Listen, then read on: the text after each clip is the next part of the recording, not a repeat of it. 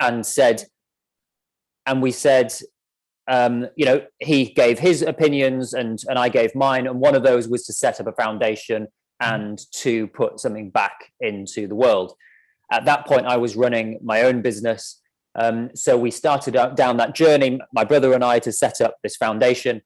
Unfortunately, he passed away during that process in 2011. So in September 2011, I went ahead and launched that foundation anyway, and named it after him. We would have called it the Good Foundation, which is our family name, or the John Good Foundation, which is the name of our business, but we called it the Matthew Good Foundation. That's named after my brother. And yeah, so that's now been running for 10 years. And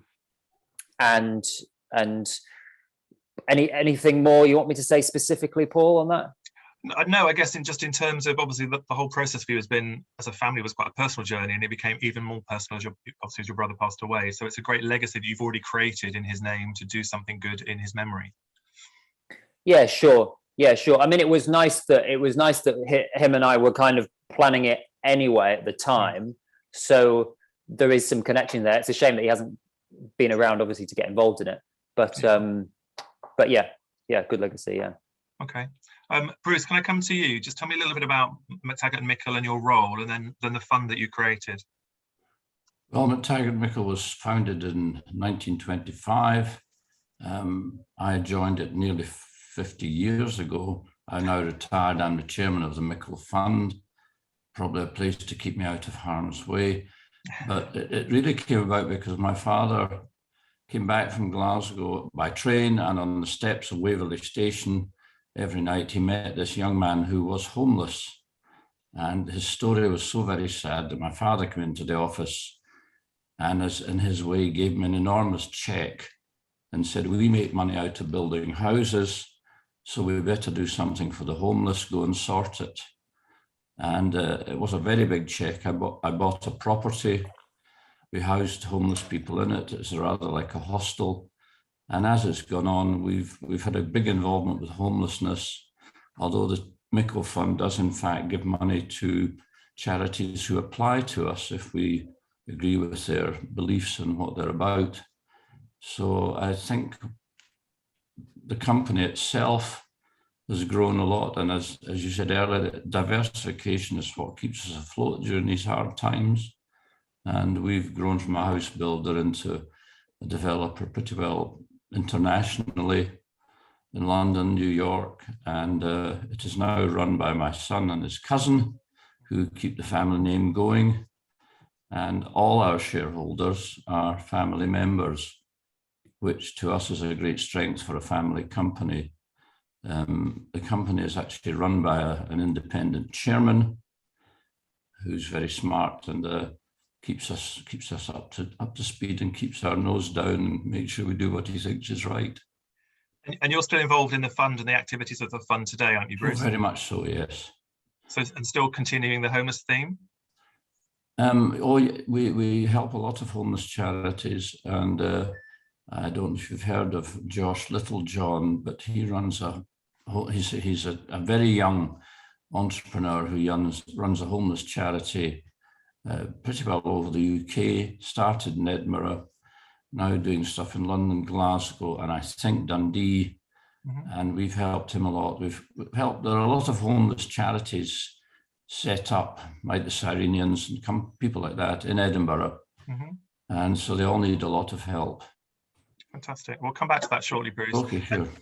And Nick, going from Scotland to the South Coast, based in Dorset, Nick, tell me a little bit about what you do and how you do the activities. I know you're very active in terms of the whole charity space with what you do as a business. Yeah, so obviously we're a family business started in 1909 by my great grandfather, first off as furniture makers, but now we're funeral directors. I started with the company in 1999, became MD in 2011, still currently MD now. Yeah, I suppose it's in terms of charity and obviously community work, it's an important part of our DNA. I mean, so much so it's actually written in our family charter, number 4 on the list is, continue to support the local community through charitable donations and sponsorships. So it's something that, it means a lot to us to ensure that, we can always continue to support the community in different initiatives, making sure that, we're doing our bit for society. So just picking up on that then, Nick, in terms of it's made it into your family charter, which is kind of the rules that help govern the way you operate. Why was it important for you to get involved in charity and community effort? It's a good question. I was thinking about this, the last couple of days. It's something I don't think I've managed to actually get away from. So it's part of, growing up. I think, I think about it, it's not just with family, it's, school, it's the same with school, it's the same with sports teams, wherever, I've been, there's always been that sort of role of looking after those, less unfortunate in the community, looking after those, who are suffering hardship. But, it's not just a case of, someone, being poorly all their lives. Anyone can suffer hardship at any point, and making sure that we are aware of that, and making sure that we look out for each other. Yeah. Okay. And Neasa, good morning. Good morning. You're just in time just to give everyone a brief intro into who you are and what you do, and then we can integrate you into the conversation. So Neasa, who are you? Great. I'm Neasa Coen. I'm a charity lawyer at Forsters. I've got more than 20 years of experience, and I advise charities, grant makers, local authorities, and other public bodies, as well as philanthropists, on everything to do with charity and philanthropy. So yes, very happy to be here today. Brilliant. So let me just, first question really for you, Neasa, then, in terms of the role of family businesses is in philanthropy. What are the common ways that you see family firms entering the philanthropic space? Well, I suppose just picking up on what Nick has been saying just now, I think quite often the primary impetus comes from the community. So from being aware, because of the family business's place in a particular community, becoming aware of the needs in that community. And often it will start with charitable activities by staff for community organizations or charities locally, or donations from the family firm to local businesses. I think then often you get a sort of a movement. Once some work has been done by the organization, you get more of a movement outwards and towards more formalized activities. So, and that will often start with the use of a donor advised fund, or the use of an online platform like Just Giving, where the giving is often thematized. And then I suppose in some cases, but not all, the philanthropy piece and the giving piece will move on towards the establishment of a bespoke charity or a foundation that's connected, that's set up by the business and connected to it. Okay, that's really helpful, and actually a really good linking then to you, Tim, in terms of you did go down that road to set up a foundation, the Matthew Good Foundation. What sort of research, before jumping into that process, what sort of research did you do before embarking on the foundation? What background stuff did you do, and what did you try and do before you launched into it? So I actually attended a course with the Institute for Philanthropy, which doesn't actually exist anymore. They were kind of taken over by the Philanthropy Workshop, which is based out of New York. So that's kind of not really around anymore. And they don't do those sort of scholarship programs anymore, which were really focused to kind of leverage giving and strategic kind of projects. Anyway, but within that, part of the kind of course or research was how to kind of form a foundation or a structure behind what you want to do, and how you actually want it to kind of work with that. So sorry, my doorbell's going, it's distracting me. So I mean, interestingly, in our case, that the structure that I wanted to form wasn't really known of at the time. So yes, we're formed as an incorporated entity, and that is then a registered charity. But the way that we actually wanted to structure it was that we didn't want to take external applications for grants. We wanted to do everything completely internally. So really, yeah, it was speaking to people that were linked, and Pastor Loom and I that were linked to the Institute for Philanthropy, that helped me kind of form the structure that we've currently got today. Yeah, you spoke to a lot of people as well, didn't you, in terms of doing your research and your background? Yeah. I mean, we spoke to other family businesses about that, different kind of social entrepreneurs, various different events and so on. But it ended up actually being that we ended up creating something different or new at the time, which I understand now actually more people are adopting. That is that we only accept applications, or all of our money within our foundation is applied for by our own staff and or members, members being family, executive, and staff within the business. So we don't actually take external applications. So your approach was pioneering in terms of family businesses, I guess, across the UK, but also this way that you engage with your staff, and it's kind of an inward, I guess, community that then gives outward, but it's driven by the staff. It's almost like a unique process as well, isn't it, in terms of the way the staff gets so heavily involved in what you're doing? Yeah, I mean, it allows us to, it reduces the amount of due diligence that we've got. I mean, I'll start at the beginning, actually. The primary reason for doing this was sitting down and thinking, well, okay, we're putting money into the foundation. Where does this money come from? It's generated by profits. Who makes this profit? Yeah, it's the staff. So it really should be up to them who get to decide where it goes. That automatically reduces the amount of kind of due diligence that we've got to do. It also reduces that huge amount of work that if you open your doors outwardly, you just get this huge influx of grants and everybody selling to you, and you've got to figure out which one's actually doing good. Yeah. If one of the staff is actually going out there and finding a project that they're even involved in, or their friends involved in, or something like that, almost every single one that comes to our door is already vetted to a degree. It's kind of referred to as. So that helps. But of course, within that, you need structures in place to manage those applications. You need to train new staff up to how to apply. And maybe if they're not already philanthropic, maybe give them a nudge in that direction and say, well, they might want to try either volunteering or apply. So you do need management and structure around it, but it kind of saves on admin on another side as well.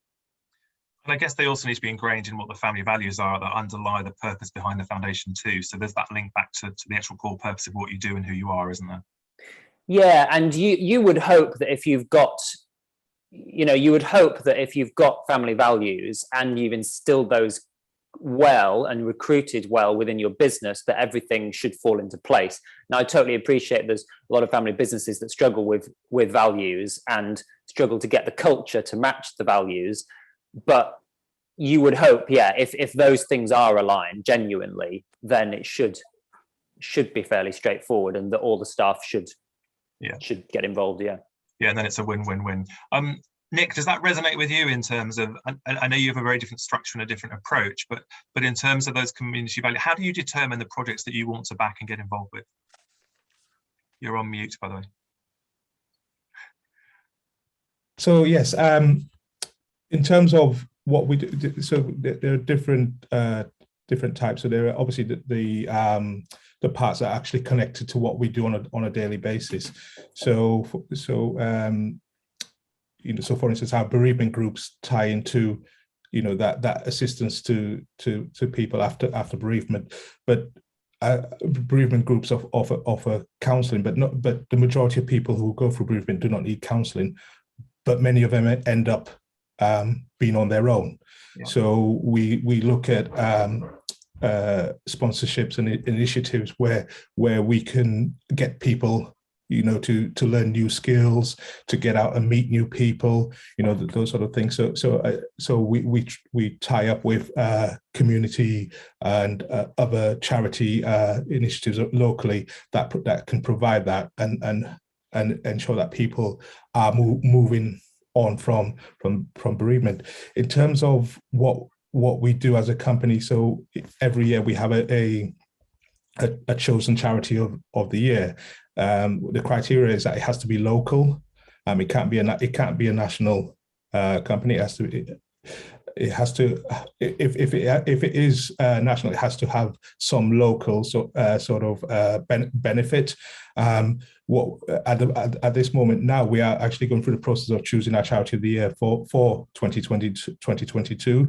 So we go out to all staff with a ballot. They choose a charity. The ones with more choices then end up onto a second ballot. So we've now just gone out to staff with the 4 charities that came out on top, and from there the one with the most votes will be our charity for next year. And as I say, it's driven by staff. We have as the management team, we have nothing to do with it. There is no pressure from us, nothing, no so it's all staff drive it forward. So then when it comes to raising money activities, they've already bought into it. Yeah. So again, it's staff driven and there's a structure. So it's not just something that happens by chance. There's a structure behind it and there's a process, and actually it buys in the whole organisation into what you're doing. Yes.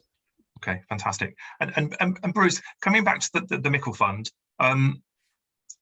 the purpose was to help homelessness, but I know that you do a lot more than just helping the homelessness. So what was your drive? You mentioned the homeless man at the station and wants to make a difference. What are the drivers behind the Mickel Fund now, and what really made you want to get involved with giving back? I think now we've moved on. I think when my mother left a huge amount of money to the fund, then we decided to formalise the fund, and the approach is that we encourage people to apply online. Mm-hmm. So anybody can apply for help, and the trustees are all family members and or shareholders, and so we meet twice a year, and there's a list of all the people who have applied and their reason for applying is presented, and then simply the trustees pick those subjects that they might be interested in personally.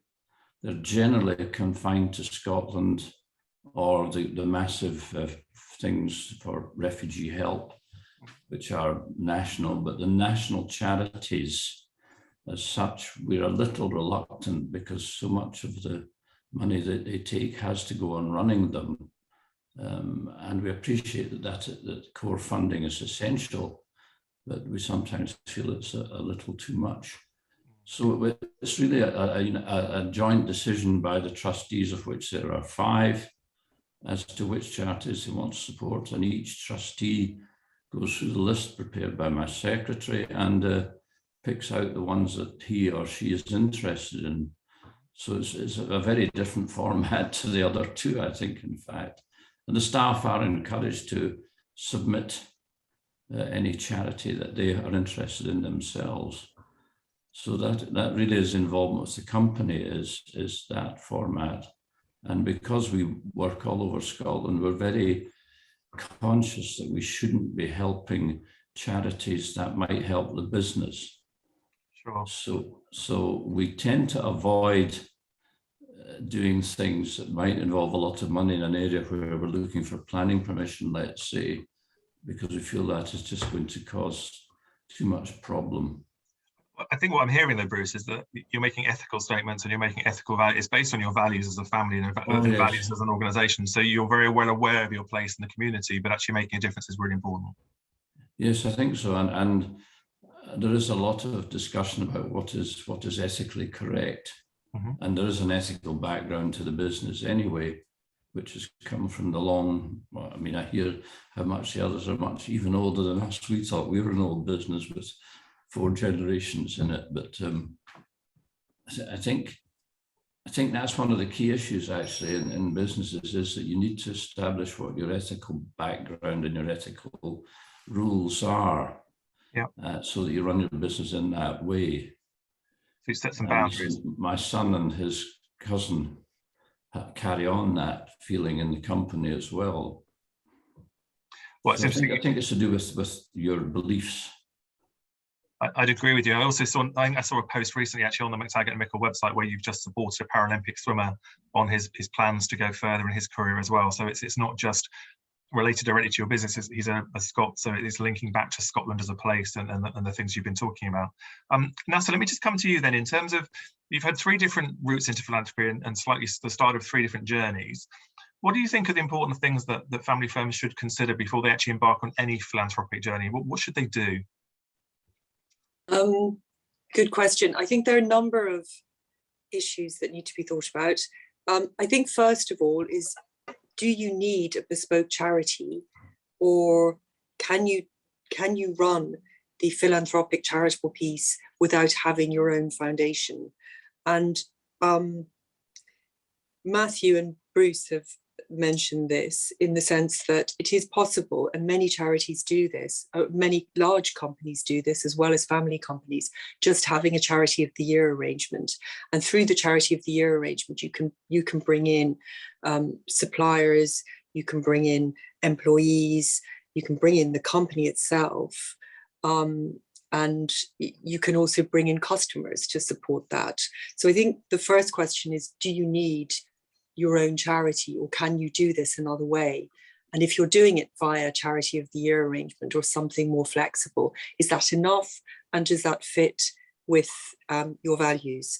And I suppose that when thinking about what to do, one big question should be, how much money is there going to be from a charitable perspective?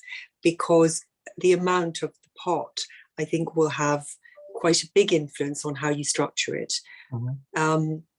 If there's going to be, very large sums coming from quite varied sources, then you might be in a place where having your own charity is better, because you can be you'll have the flexibility to make the sorts of grants that you like. You can make grants to multiple organizations. You can make big grants for projects, and it gives you, having your own charity helps, I think, if the amounts of money are substantial, and also if there's complexity, or it's not just straight giving to a charity to use it as it wishes, if they're very particular ideas. And I think now more and more the companies have much more defined ideas around the sort of charity that they want to do. I think having it with the money piece comes, as I said, the need to think about who the stakeholders will be. So staff, customers, suppliers, the company itself. If you're having your own charity, thinking about who will run it is a big issue, because the charity needs to be independent. So I have been saying having your own charity, but to a great extent, it is not the company's charity. It's its own independent entity, and it needs to be capable of being run independently so that you can manage conflicts of interest. There aren't generally massive conflicts of interest, but they do come up, for instance, as between arrangements between the company and the charity. So if the company's making a grant with strings attached to it, to the charity, if everybody on the charity board is a company person, there isn't sufficient independence. So the independence piece needs to be thought about. And also, I think, as we all know, the running of a charity has become much more onerous in the last 5 to 10 years.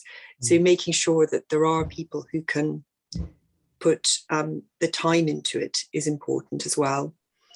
And I suppose just a final thing to think about, I think, is around the objects and activities of the charity.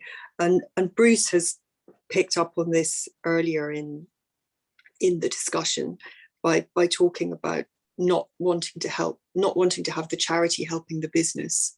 And I think, generally speaking, thought needs to be given to how the activities are framed as against the business's activities, because it's not good to be in a situation where the charity's activities and the company's CSR are too connected, or a situation where what the charity does is actually helping the company and isn't providing sufficient benefit. So I think that's a sort of whistle-stop tour of the things that one might think about. There's a lot in there in terms of just responsibilities of trustees in charities, the regulation, the Charities Commission, structure, value, and all sorts of things, which kind of makes it quite tricky. Tim's got his hand up. So Tim, did you want to make a comment there, Tim? The floor's all yours. Yeah, I just wanted to, the last comment about not mixing it up with CSR is an important one. We make a very clear distinction of what is CSR and what is philanthropy or foundation. CSR we see as something that is industry specific and our absolute responsibility. We should be doing it because we are in business. We make an impact, whether it be in our industry, which is marine, so that is pollution in the seas, impact on marine life, those sorts of things. The travel industry is very heavily carbon based, and we do stuff that is our responsibility, regardless of how philanthropic we are. And then the foundation is a choice. We go out there and we're like, no, we want to do this. And whether we feel as though we have a responsibility or not, it's our choice, and we do try and separate those. And as long as you do, then you put aside that whole charities law thing where the registered charity should not technically financially benefit the business that donates to it. It's obviously an incredibly complex set of rules and regulations around the whole piece, isn't there? And actually, what you've just said in terms of family businesses, they go back to their core in terms of what they want to do ethically and properly, and what's the right thing to do. And talk about some of the lessons that you've learned, Tim, along the way that others might benefit from learning not in hindsight. Your hindsight would help others, I guess, is what I'm asking you to say. What have you learned along the way that would stand others in good stead? So, I mean, I can speak specifically about staff involvement and the systems that we've put in place to do that. And to be honest, if people want, if there's anybody watching that wants to talk about that, the specific way in which we've set up, for example, representatives around the group to help that, then that's fine. Let's do that separately. But Tim, just context then, just how many staff do you have in the group at the moment? Well, we've gone through a big restructuring, actually. I'm just going to close this blind because it's just making, hang on. All we need now is a dog, and then I can play bingo and say we've done the whole thing today. So we've so we've actually gone through a big restructuring process, and we technically on the payroll we've gone from something like 400 staff down to nearly 100. But the staff that were involved in the restructuring have actually remained on, so we still have got that many members in our foundation. But coming back to your original question, so there's a couple, I suppose. Is one, this is particularly relevant if you're purely just a grant maker. As I said before, because the applications are coming to us from our staff, due diligence is less of an issue. But, do your due diligence on these organizations. Just because they're social community projects or charities does not mean that they are legit. And we have come across instances where the Charities Commission can't keep tabs and go audit everybody's accounts in the same way that the HMRC can't assess everybody's self-assessment statement. We've come across situations where a trust is a fairly well-known thing. In the background, they're making, I don't know, call it 100 grand in donations, but most of that is being siphoned off through consultancies, which are owned by the directors of the charity. So I'd say do your due diligence. Do your due diligence just as much as you would for making an acquisition before just assuming that a charity is doing what they say. The other one is, I'm a big advocate of having a dedicated leader for a foundation. I find, like if you're going to start up a business from scratch, if you dedicate 100% of your time, you're going to get 150% out. If somebody is just doing it part-time, 50% of the time, 50% in the business, you're probably not even going to get 50% out. Their mind is elsewhere. So I mean, that is one of the reasons we actually took on somebody to dedicate their or a good proportion of their time to our foundation. I was actually kind of de facto running it for a number of years, but I'm pulled in lots of different directions. So we actually took on someone that I felt could do a better job than me. And ever since, it's gone from strength to strength. Yeah. Okay. Good advice. Really good advice to others to set up a leader, make sure the foundation, all the charitable arms being led properly and structured, and you've got someone with enough time to do it. Nick, what have you learned along the way? What have you learned in terms of the benefits of what you do and how you do it? What advice would you give to others? Obviously, echoing what Tim said, for instance, our charity of the year, where I said obviously it's staff driven.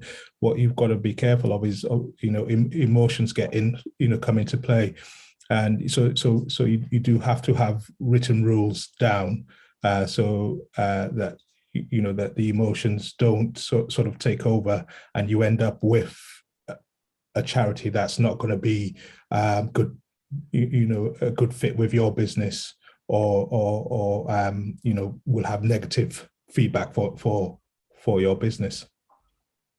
And I guess it's sort of about brand reputation as well. You've got reputation of the business and the community to think about, and the broader impact that you have as a business as well. So reputation is really important, isn't it?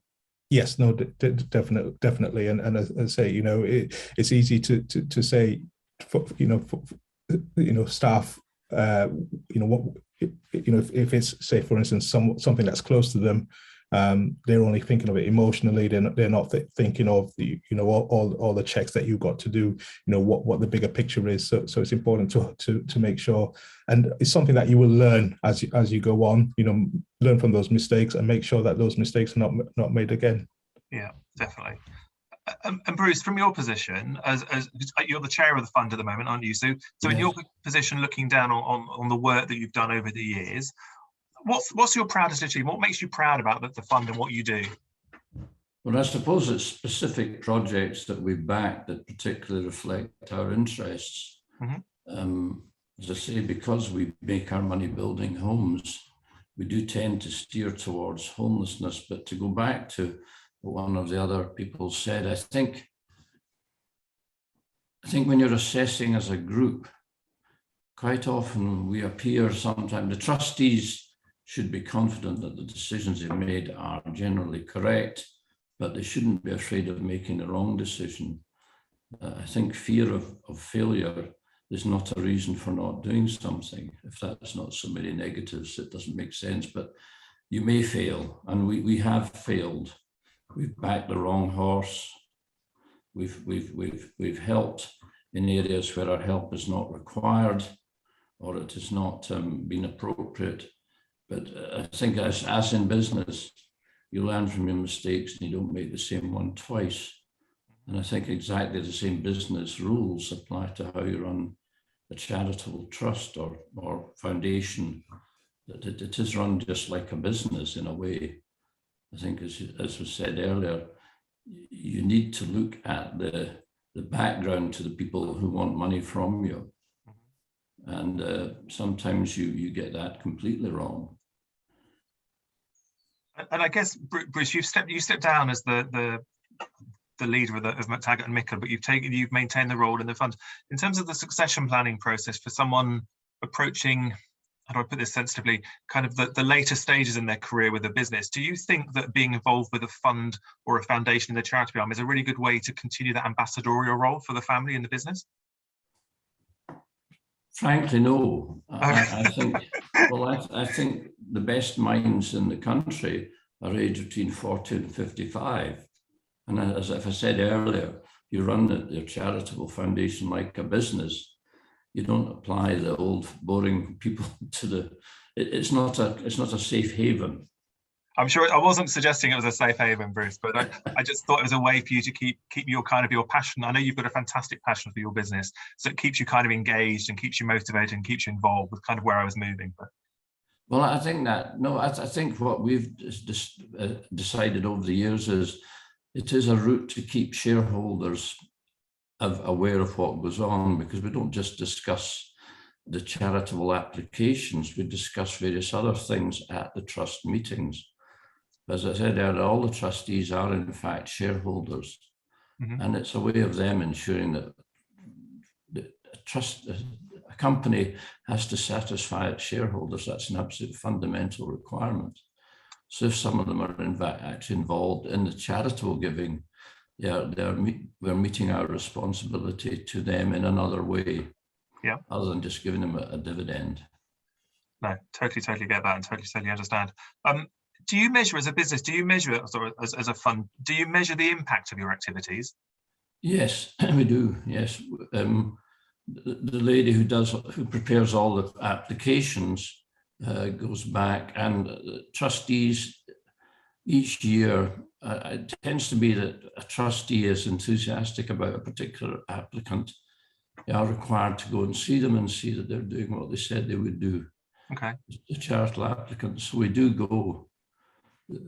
I go to them, and obviously you go to ones where you have any skills. And we have a kind of wing of it that's called Charitable Assistance, and it's really, we don't give any money, because many people who are in a charity have a capital project in mind, quite often, as for my business, involving construction. So we say we will go and look at your project and decide if you're getting the best value for money. Yeah.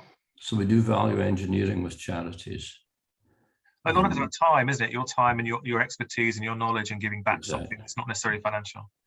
Well, and we have helped two or three particular charities. We've helped them enormously by putting our own staff to do some work for the charity, pro bono work, and make them. Charities have limited funds to do what they want to do, and usually don't have as much money as they would like to spend. So we do try and make sure that they are able to spend the money they've got. Yeah, and we see that a lot with the family business community broadly, in terms of we've got paint manufacturers that give paint so people can paint hospices and hospitals and all sorts of things, but they give up their time and effort to do something and make a difference. Tim, measurement, I know it's a big thing in terms of the space, in terms of the regulatory changes and moving to net zero and measuring all the impact that we have as businesses, but how do you measure the impact of the Matthew Good Foundation? So for generally small applications, i.e. the day-to-day stuff that comes in from our staff, we tend not to, because on one side, as I mentioned before, because it's coming from the staff, we generally find it's the DD and stuff is done anyway. So we do produce a really good impact report that logs all of that. But then for larger stuff, so we have a variety of different applications, and at the top end is a thing called grassroots, which is if you want to, or a staff member wants to start something up or get involved in a larger project. So something like that we would. But I'm a big fan of not building in too much bureaucracy into our foundation, and not having too many official audits or following too many things down to, do you know what I mean? Yeah. So, I mean, generally, if you've got your eye on the ball and you're speaking to these charities or these organizations, then you generally kind of have a really good feel. But I mean, as an example, we did a big project out in India for an organization called Water Harvest. So we go back to them after 6 months and a year just to kind of get some sort of figures. So, for example, we put in about 15,000 into that project to create a film for them. So let's see, quote from them: after about a year, we've seen an increase of 17%, which we think is much due to the film. One of our key fundraisers retired. So this is a 17% increase of income against a tough backdrop. Trusts and foundations saw a 33% increase, which amounts to over 60,000. Maybe 2/3 of that impact were due to the film. We've seen a big increase in smaller donations. However, some of these smaller donations will result in being larger donors over the years. Getting people interested first sometimes is the hardest step. Yeah. So, we'll ask them and we'll try and get figures from them like that, but we don't make it too formalized, really. No. But it's nice to know that it's making an impact. It's making a positive contribution, isn't it? So you understand what's going on, and you understand the impact that you're having as an organisation, and it's making change, which is kind of what it's all about. Yeah. Nick, do you measure your kind of footprint in terms of charitable activities? Obviously not to the millimeter, but what we can look at is, so for instance, the different groups that we run. So our Nata groups, when we first started, we probably had about half a dozen people. Now we have over 100 participants, different groups. Our bereavement groups as well. We've now had to set up moving on groups so that, so people who were, we felt that had reached that stage, still wanted to participate, still wanted to be involved, but didn't need the actual counselling. So we set up those groups. So those are coming on. And then obviously our lunchtime club groups that we run with local British Legion clubs. So again, the numbers, when we first started, we probably had about 10 people attending those lunchtime groups. Now we have over 30 each, once a month at these different locations. So it's obviously it shows that there is room for it, and obviously people appreciate it, and the more people that are joining means that there is a need for those groups. Yeah, I guess what I'm hearing from all of you actually is it's quite a difficult measurement in terms of philanthropy and impact is quite difficult, because you're all doing, and again, you expand this to the broader community of family firms across the UK, you're all doing different things. So you can measure the amount of donate, but you can't really measure the full impact of the impact you have emotionally on people's lives. In terms of Nick, you're doing bereavement counselling and passing on, and the Nata thing sounds fantastic, but you can't really measure that other than in terms of numbers. So the actual broader impact, I think, in terms of the number is difficult to measure. So you just have to look at it on the face of it and say, we're doing something good, and put in some controls around what you're doing, but within the context of the activity you're actually undertaking. Now, so you talked about some other stuff in terms of what people should consider before they start their journey. Give me a couple of pointers in terms of sort of 3-4 years into a charitable kind of initiative for a family firm. What sort of things should they be aware of as it starts to grow and have more of an impact within their organisation and a community? What sort of advice would you give to people that are involved in the kind of the latter, bigger stages of a charitable initiative? Do you mean once a charity's been set up, or do you just mean once charitable activities have been taking place? Well, sort of 3 or 4 years into a kind of campaigns and more campaigns. So some of them will have set up structures, others, as you say, will be more informal. But should they look to formalise things, or is it okay to remain slightly more informal? What would be your advice or does it come back to what you said earlier in terms of it's about the amount of money that's being donated and being used? Are there any pitfalls? I think it will be a mixture of the amount of money that's there, the possible sources of money for the future, the enthusiasm of the various stakeholders. All of that sort of combined will, if you're 3-4 years into, say, a charity of the year arrangement, whether you think, well, we will leave this the way it is, or and just keep going as we are, or we'll set up our own entity. I think the main thing about setting, if an organization is thinking about setting up a bespoke charity, I think the planning piece is really important, and to take that slowly, and not to set up a charity in haste, because undoing it's not impossible, but there is, I see it quite a lot where organizations maybe move too fast towards the bespoke charity, and then there's a massive effort involved in getting registered with the Charity Commission and, being recognised by HMRC and all of the legal piece. And when they've done all that, there is sometimes a sort of fatigue where they think, well, we've got registered and now we'll leave it. And that's sort of where the point at which you can't sit down and you've got to keep going. So I think the planning is really important.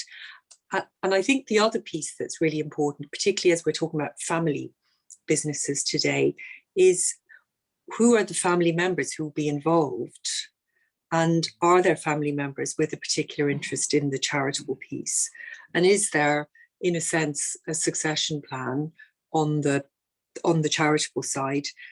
And I suppose flowing from that, there's also the point that in some cases in some cases where I've advised, what people end up deciding to have is actually a family charity rather than a corporate charity, because that fits the people's motivations more and better. I guess that might change over time as well. So it's kind of looking at the long-term plan. And I guess goes back to what Tim said up front in terms of you're running the charity or the charitable arm of what you do. You're running it almost like a business in terms of the right structures, the right people, the right leadership, and actually the right general purpose and tying back to the values. There's a kind of an agreed way forward and plan. So Tim, does that make sense? Is that's kind of what you've done, haven't you, with your foundation? You've grown it, you've grown the people involved with it, and you've appointed people to run different parts of it. So it's evolved, hasn't it, from the day you started? Yeah. So we had to have management for the applications that were coming in. Mm-hmm. So we needed a robust set of trustees, because yes, we have to have guidelines so that staff can go into our system and say, okay, what can I do and what can't I do? For example, we won't support anything that's politically or religiously linked. But there's a whole set of kind of tick boxes that you kind of look and you're like, okay, right, I can still apply. Then you need a kind of somebody in each office to deal with those and kind of help with the application process. And then if any of those application processes kind of fall down or it's a bit borderline, then it goes to the trustees and so on. So we've got these layers of kind of management. But generally speaking, over time, once you've got them in, it pretty much takes care of itself. And everybody also becomes a little bit more relaxed, because to begin with, people want to kind of do their job and the trustees want to do what they should do and so on. But over time, you just start to become a little bit more relaxed, allow people to use their discretion and just crack on with it. Yeah. But yeah, I agree. Like if we were going to purely make it a thing where say, for example, the foundation was made up of trustees that were family members or shareholders, and they were going to get to choose where it was going to go, would we have linked it to the business, or would we have just made a family foundation? Probably the latter. Mm-hmm. We probably, just to give us that flexibility, that distance to say, okay, rather than issuing a dividend, we're just going to put it into the foundation and then the family can get to decide. So that's where we probably would have gone. But our ethos was that, we didn't make that money, our staff did, so they should choose. It's interesting. I'm just thinking out loud that it's the Matthew Good Foundation, so the name's above the door in terms of the foundation and what it aims to do.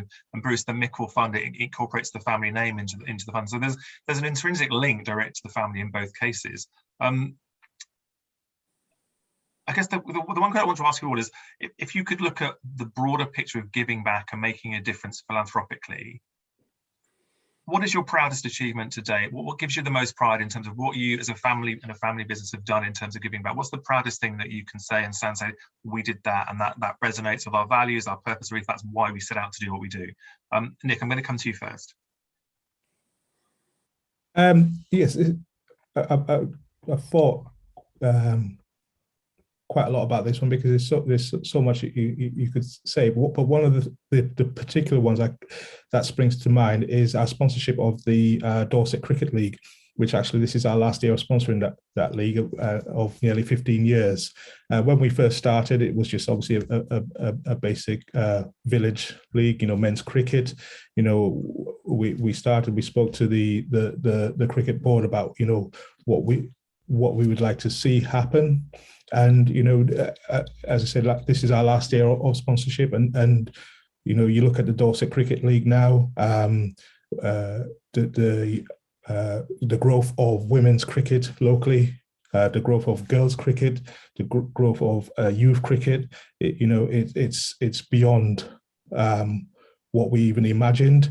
Dorset hasn't got it. It's not in the county championship. So a lot of you don't see many players from Dorset playing county championship, whereas that is growing as well. So that's pretty good. So it wasn't a big sponsorship in terms of what we done. It's just it was a continuation of supporting the cricket board, and to see from where it started to where it is now, I would say that is quite a big achievement, and we're really proud of our involvement with that.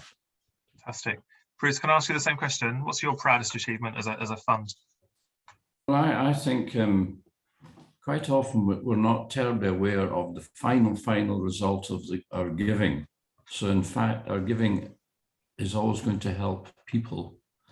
And I think that the one that I really liked was meeting a young man who'd arrived in Edinburgh completely homeless. He went through the whole help system that we had set up with a charity. And when I went to see him, he was in a flat that we'd provided.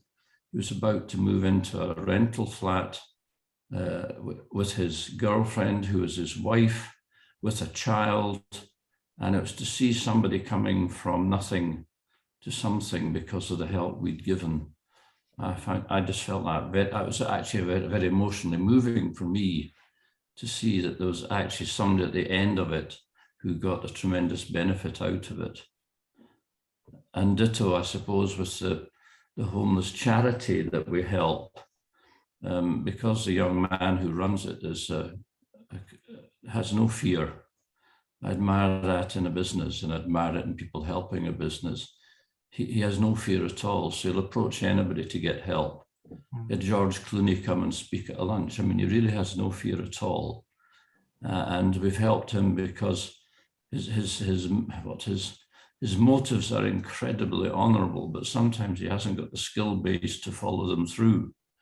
So we've helped provide a homeless village, which he has really driven, and in the background, we just made sure it would happen. So it's just kind of just seeing the end result of what you believe in coming to fruition. And again, making a difference. Tim, do you have anything in sort of particular one moment in time that you think we've done something, this is really special? It's a difficult one, really, because I'm not sure pride is necessarily the it's not the reason for doing it, I know. No, it's not necessarily the word. But I mean, there's been loads of moments and loads of great feedback that we've had, genuine feedback. But I suppose, I suppose, as I say, there's been loads of feedback, but I suppose there's one thing where I kind of think, that shows commitment, is that, now the amount that we actually pay out to our shareholders or family has been exceeded by the amount that we put into our foundation. We now actually put in substantially more than all of the shareholders together put together get. And I think that kind of shows that really it's been built into our purpose now as a business. Yeah. So, our purpose doesn't stop at bottom line. Our purpose has 3 things in it. And at the top of that is to make a difference. And if that purpose isn't achieved, then we see ourselves as a failure as a business, regardless of profit. And I suppose that kind of commitment, whereby, as I say, the owners of the business now don't get as much as the foundation does, it feels like a reasonable milestone. So I feel kind of proud that we've achieved that point with actually the acceptance and agreement of those stakeholders. Yeah, it's a fantastic thing to do, and a fantastic thing to make a difference the way that you do as a family, but as a family firm with the broader stakeholders buying into it too. Just want to wrap up just before we conclude, in terms of if you could all look back to when you started to get involved in conversations about charitable giving, philanthropy, foundations, if you could give yourself one piece of advice that the rest of the world would benefit from hearing today, what would that be? So a piece of advice to kind of your younger self on your journey. Bruce, can I come to you first? Yes, sure. Well, I think I mentioned it earlier. Don't be afraid to make a mistake. Okay. Nick? I would say, obviously, in running your business, any expenses that you have, you would obviously look for the best value with those expenses, and in terms of charitable work, it's the same. It's easy to write a check and that be it. So, but investing the time and effort, there is more benefit from that than just a simple check to a charity. Yeah. Neasa, can I come to you? If you could give just one piece of advice that people should take away and think about, what would be that one message? I think making sure that ideas are backed up and that you support the ideas properly with sort of planning, staff, the setup, so that and that's, I think, the way that you capture that energy. Yeah, makes sense. And Tim, final word from you? Yeah, so I mentioned it before, put your best person. If you're going to start a foundation and you're serious about it, have someone dedicated to it and get your best person on the case with it. Obviously, they have to want to do it. And if you don't have somebody, then go out and recruit. But, even if it eats up into some of your funds or a good deal of your funds, the long-term benefit of having an entrepreneur, somebody that's leading it with passion, and thinking about it when they go to bed and thinking about it when they wake up, and all of the rest of it is going to pay in the long term. Fantastic, great advice. Tim, Bruce, Nick, Neasa, thank you so much for your time this morning. Great conversation. There's lots in there, I think, for people to take away and actually think about. And I know that you're all open to comment individually to people to try and help them on their journey if that's what people want. So anyone out there that wants to get in touch, please drop me a line. I'll be happy to make the introductions where I can. Thank you for giving me your time today. Thank you for making a difference to the lives of many people on a daily basis across the whole of the UK and overseas. It's been a pleasure talking to you. Thank you so much for your time. Thank you for listening, and join us next time for the next in our family business webinar series. Have a great day. Thanks, Paul. Cheers. Thank you. Thank you. Thanks. Thank you. Bye.